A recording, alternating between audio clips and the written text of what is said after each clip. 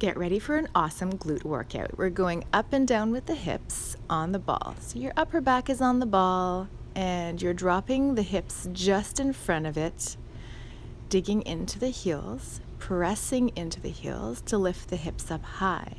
Try to keep the feet about hip distance apart. You can support your head with your hands or just let it relax on the ball as I'm doing here. So we're going to do several repetitions. I'm aiming for about 12, but if you can go a little longer, go right ahead. We're keeping the feet parallel on this one, and then we're going to move on to a second variation, and we're going to pulse. So just up and down, quick little movements. You're trying to keep as much of the hips elevated, dropping down 1 inch, pressing up 1 inch. Get ready to feel the burn after this workout.